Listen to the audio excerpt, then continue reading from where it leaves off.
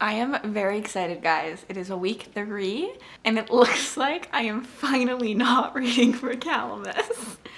I'm reading for Bayle this week, which has me super excited. I'm probably going to give it away because of what I said in the last vlog, but I will be reading, well, my hopes for things I'm going to be reading are the next book in the Plated Prisoner series, as well as the prequel to From Blood and Ash, and then maybe another one. Who knows? We'll see how I'm feeling. Get lots of fantasy romance in there for them, and just have a really good week. This is good because I often read fantasy romance heavily and then don't read it all for a really long time, and I read a lot of fantasy romance, I felt like, a couple months ago. So we are back into it, and it's going to convince me to pick up these books that I really want to pick up. They're just not my regular scheduled programming.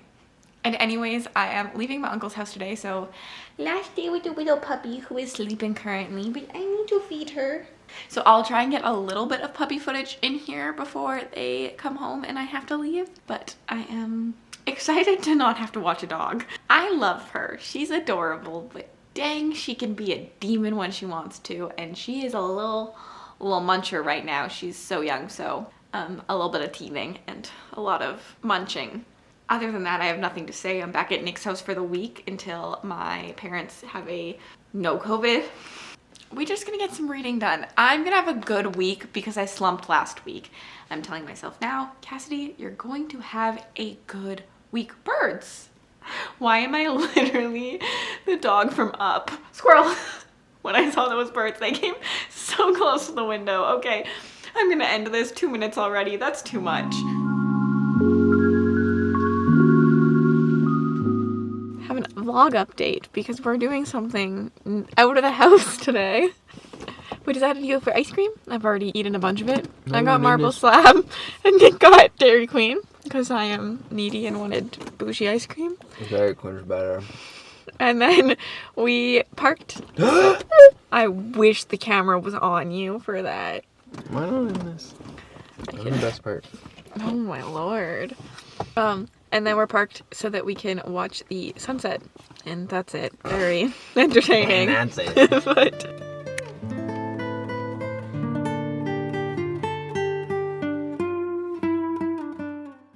hello. It is Tuesday.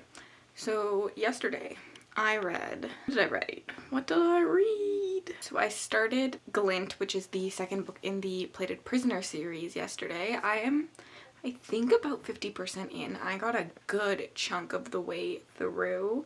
I'm on chapter 17. Honestly, I'm not really feeling this book.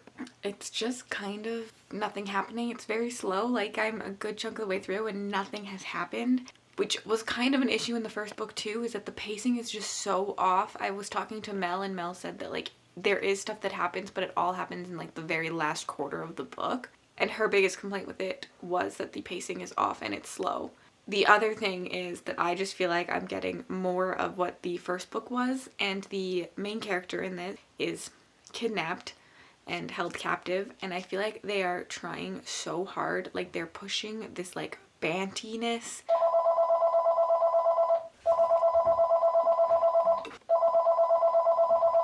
So our main character in this is kidnapped, and they're trying really hard between her and her captor to have this like banty humor, this tension, and like really start something between them. But it's just like trying too hard. It's failing. It's more cringe than happiness. Like, it's just, I'm not here for it, which is really sad. But again, I remember I DNF'd the first book about 30-40% in originally, and then I really enjoyed it in the end. So I'm willing to give this another try. I'm listening to the audiobook at like 2.5 speed, and I think I could go higher. So I will get done it today probably. That's your update. I'll update you when I'm done. I have no other plan so far. Okay, I finished Gleam. I gave it 2 stars. I really didn't like this one in the end. I felt like it was a useless book, and there's literally no plot in this book, but you're also getting none of the romance. So what was the point? No plot, no romance. This is just a filler book. And I get that we were setting up for something that happens, I think, in the next book, but you could have done that so much quicker and then had that happen in this. So yeah, I just didn't really like it. Our main character is so whiny. I will say Raymond Kennedy does some trauma well with, like, obviously there's a lot of rape and getting over trauma and what's it called? And like a lot of Stockholm syndrome happening in this book and getting over the Stockholm syndrome. And yes, like that's good. And maybe if you just enjoy reading about that, you will enjoy this book. But for me, I needed more of a plot. I wanted that, but I wanted plot on top of it. So yeah, I just didn't really enjoy this one. I will continue the series still because I need to know what happens. And I would like to get to the actual romance part because like where is the romance in this book? It's so slow, the pacing is off. I have nothing good to say about this book. I should probably give it a 1 star, but like I didn't hate it, so it's getting a 2 star. Bless you. So many sounds in this house. For this week I am on Team Bayle, so I did make a Patreon poll at the start of the week to figure out where the points for my first read were going. So there was a helicopter emoji, which was Ascana, so attack Ascana, because I feel like you take helicopters around the mountains. There was a tent for Bayle, because camping in a forest, you know. And then there was a broom for Calamus because I just felt like we're gonna be dusting off the sand, the desert sand. You know, we have an underground library apparently happening there. You gotta dust off the underground library. I don't know. The tent won by a lot, so I will be increasing Bayle's magic with this book. And for it, I ended up using read an audiobook or an ebook, a book with romance, read a book with an author from a country different than yours, read a book with mental health or healing themes, and an enemies to lovers trope. And then I also got points because it is a military fantasy and it is Bayle's subgenre. So we got lots of points here. Now, what am I gonna read next? I have no clue. I have sprints tonight on Mel's channel. So I gotta pick up another book. I thought about picking up the next one in the series, but they don't have the audiobook out yet, so I don't think I'm going to. I do need to read the From Blood and Ash prequel this week, but I'm not sure I'm in the mood to after being let down by this book. So I might pick up a different genre. Could pick up high fantasy or a horror. I'm not entirely sure yet though, because I do want an audiobook kind of, because I want to crochet a little bit. We'll see. You guys know the drill. Update you soon. Vlog update. Yesterday I filmed a couple videos because I launched 2 readathons yesterday. I did no reading, but I launched readathons. I think that counts as doing something. So yesterday we launched as the late night crew, me, Mel, Bobby, and Rye. We launched 72 hours in the Smut Den. If you are a fantasy romance reader, this readathon is for you. It's a 72-hour readathon happening in May, the 2nd weekend of May, I believe. The announcement video will be linked down below. And then I also launched my Patreon readathon, which is open to all tiers from May. There's a week-long readathon happening in May. From there on, there is 6 more months that continue the story we are starting, and those will be available to the 2nd tier and up. So my baby dragons and the land dragons, and the link to my Patreon is down below. We are finding our dragons in this first week-long readathon. We have to go find an egg, and the egg will hatch at the end of the week, and then based on the choices you make, you will get which dragon you get, which will have different traits and personality things and like all of this kind of stuff. And there is a lot of coloring involved in this readathon. It's something I've never seen done before, so I'm pretty proud of the Patreon readathon. I mean, it's running for 7 months technically, and it's gonna be a lot of fun, and I don't know. I'm plugging it because I think that it's going to be really cool. And so if you'd like to check that out, my Patreon is linked in the description bar below. The bottom tier is $2.50 Canadian, and then the top tier is $10 Canadian. And there is a middle tier in there somewhere, and the middle tier I think gets you the best bang for your buck. Other than that, I have no reading updates. I think I'm gonna host sprints tonight on my channel, and I need to get a book done since I've only read Guild. I do have a couple novellas out from LL McCrae. You can get novellas to all 3 of her series if you sign up for her newsletter, and so it's like kind of like try these novellas and figure out which series is gonna be what you want to read. I do want to read her Iron Crown series, but I figured I would get the novella for that. And then the other one is like a badass pirate in the sky series, and so I also got that one. I did not get the 3rd novella out. It seems more YA and less my style, but I'm very excited to try those two from her, so I think I might do that tonight on Sprints. We also, the Late Night Crew launched merch yesterday, so we had a very, very busy day, and the crew will be down below. I think that they are pretty freaking cute. They are discreet Late Night Crew sweatshirts and t-shirts available because everyone knows us for saying for eggplants a lot, and we wanted it to be able to be worn in public but still kind of have that eggplant vibe. So there is merch, and you can definitely check it out for us. It is the end of Thursday night, so we have 2 more days left in this vlog. I did read a book today. I read the Citroen Key by L.L. McRae, which is a prequel novella to her series. It is a indie self-pubbed book. We're on Sprints, but Nick and me just got back from a Slurpee run, and I got myself some taquitos. I ended up, no poll for this one, I just ended up using it because I wanted to use the indie prompt, so I just like eeny, meeny, miny, mode and picked a place to attack. So I did attack Ascana, and I used Surprise Them, read a short book, Take to the Skies, read a book with dragons, Overthrow the King, read an indie or self-pubbed book, Magical Warfare, read a book with magical warfare / weapons, and Cut Off Their Magic, read a book with an isolated setting. This all happens within like a northern area with lots of snow and cold. This would count as a polar fantasy, in my opinion. It's just got that polar setting in this novella because of the dragon spirit. I really liked this novella. It's set in the world that we will get in the Iron Crown. So I think it's just like building up to what we are getting there.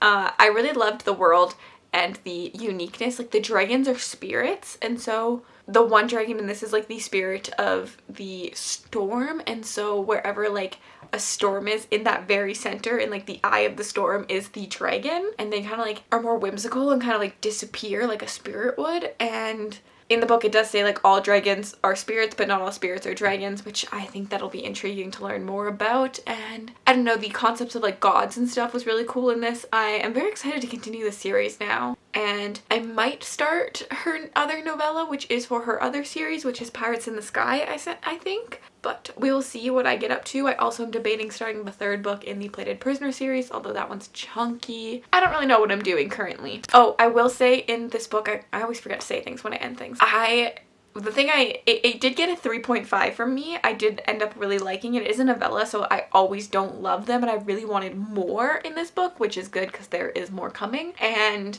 this book focused heavily on lots of character stuff, which I didn't overly like just because I knew in a 100-page novella I'm not going to get attached and invested to these characters, so I don't really care about the character backstory. But it does leave me with high hopes for the series itself because the way she wrote characters was really good. And I don't know, magic system's unique, and I love a unique magic system, and I'm just excited to see where this war goes in the future installments. And it'll be cool to see how much this has to do with the actual series, because this is not like not required reading in the series, but you can get it for free on the author's website, so I figured why not read it and get like a taste test. Lots of indie authors do that, where you can sign up for their newsletter and get a free prequel novella and try it before making the purchase and dive into their books. A little update. I started There Is No Devil last night on Sprints with Mel. I was very excited to start it because we both loved There Are No Saints, 5 stars. Threw us into the Sophie Lark hole.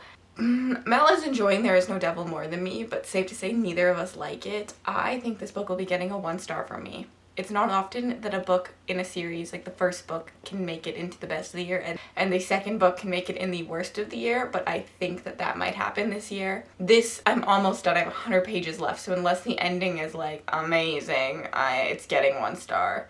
I can't see it getting more than 2 stars at this point in time. It was pointless. It wasn't needed. There was no reason for this book. You lose all of the stakes that you got in the first one. You kind of lose the grit. This is a lot more like slice of life, telling you their backstory. And I like his backstory, but her backstory I feel like is like meh. Like they're trying to make it hit harder than it will. And I don't know, like I just don't really care about that plot line at all. I wanted more serial killer. I wanted the plot that they set up in the first book to happen in the second book, but I'm 70% of the way through this book and it's not really happening, and so I'm just annoyed. I just don't like it. It feels like she went a different direction, and people who didn't like the first one might like the second one. It's more of a romance. They're like all obsessed with each other, in love. They're just talking about how much they love each other and trust each other and all that other bull crap. And like, I can't even call the first book a romance. Like, they're obsessed with each other in the first one. It's not love. It's not love in this one either. And like, I don't know. Mel brought up a lot of like more medical issues where like he is a sociopath and like that does not change. It is brain chemistry. A hot, pretty girl is not going to come around and change ya. That didn't bother me as much because I just think that like fantasy, but it is something that could bother a lot of people because yeah, like a pretty girl walking in is not going to stop you from being a sociopath and having no feelings and killing everyone. I don't know, just not liking this. I'm gonna probably follow up with you tomorrow before the end, like, because this ends tonight. Look at your camera. You could be the thumbnail. Good morning. It's Sunday morning, which means this vlog is over, but I have a book to rant to you about and some updates to do, so we are going to make iced coffees for me, Nick, and rant a little. I finished There Is No Devil last night, and I absolutely hated it. It was the most useless sequel to ever exist. I gave it 1 star. I don't know how it's possible that I can give the first book 5 stars, absolutely adore it, and then absolutely despise the second. I literally felt like we got a ghostwriter, but we didn't need a ghostwriter. Like, 2 different people wrote this book. There was a daddy kink in the second one. There's the word pleasure kitten said way too often. There's a scene where he essentially is taught how to breastfeed. Not needed. We lost all that like grittiness, the darkness, the, you know, serial killer love that we got in the first one, and we replaced it with 2 effed up people who were simps. They were simping for each other the entire time, and I was really not a fan. Their plot line that we set up in the first book, the end of the first book, we set up the plot line for the second book. That plot doesn't come to play until 80% into the second book. What was the point of the second book? The second book is fluff. It's more like slice of life. We're learning about their backstories. We're going shopping. We're doing a lot of banging in really weird places and really weird scenes, like the clay scene, if you've read it. What was that? Why did I have to read that? I get they're artists, but that was odd. Yeah, I don't really have that much to say besides that I literally hated that, and I'm gonna pretend that it never existed and that I still love the book 1. Well, I still do love book 1. But, yeah, we're gonna pretend that book 2 was never read, that it was never written, that it never happened, because it was so freaking terrible. Like, ugh.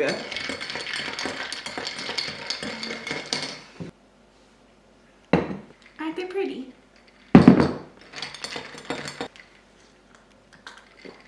Tastes pretty good too. Okay, now what you're actually here for is the stats from the week. So, of course I've calculated them. This week from me, you get 2nd place. With like next week, I will be announcing the person in, I don't know what I'm announcing next week because I'm not announcing the winners probably until a week later to give people a week to get their stuff in, but next week you probably should get something. Do I announce the winner or is that just gonna make everyone attack someone? I don't know what I'm announcing next week, so you'll get that next week. But this week, 2nd place. It's honestly so funny how close this thing is. I always wanted it to be close. I wanted it to be kind of a competition. I wanted no team to like really fall behind, and I will say no team has fallen behind. The numbers are so insanely close. They're jumping around like crazy, and I'm just really happy with how this has gone. I've seen a lot of people reading a crazy amount of books, and yeah, I can tell you how many books we've read actually. I do have that stat available.